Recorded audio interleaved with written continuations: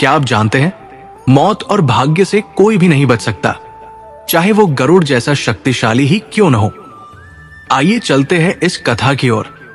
एक बार भगवान विष्णु गरुड़ पर बैठकर कैलाश पर्वत भगवान शिव से मिलने पहुंचे। द्वार पर उन्होंने गरुड़ को छोड़ दिया और स्वयं शिव जी से मिलने अंदर चले गए।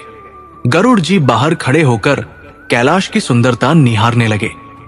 तभी उनकी नजर एक छोटी सी प्यारी चिड़िया पर पड़ी।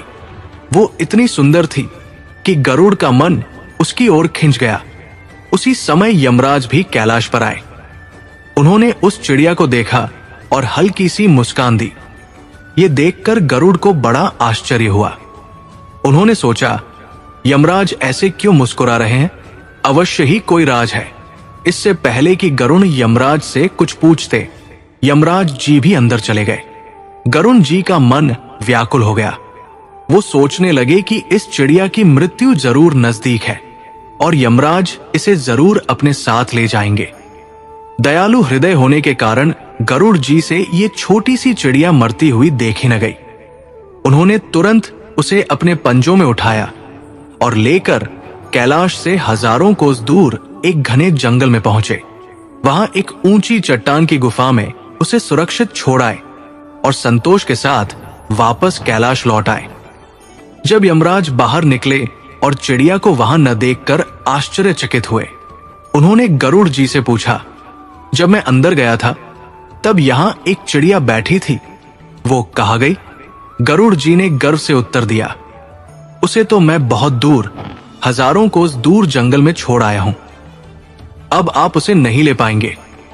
ये सुनकर यमराज मुस्कुराए और बोले, गरुड़, जब मैंने उस चिड़िया को देखा था तभी मुझे ज्ञात हुआ कि उसका जीवन यहां समाप्त नहीं होगा। उसका भाग्य लिखा था कि कुछ ही क्षण बाद वो हजारों कोस दूर एक जंगल की चट्टान पर एक नाग के द्वारा खा ली जाएगी। मैं तो सोच रहा था कि इतनी छोटी चिड़िया इतनी दूर कैसे पहुंचेगी, परंतु आपके प्रयास से वो वहीं पहुंच गई जहां उसकी मृत्यु होनी थी और अभी तक अपने नियत भाग्य को प्राप्त भी हो गई होगी।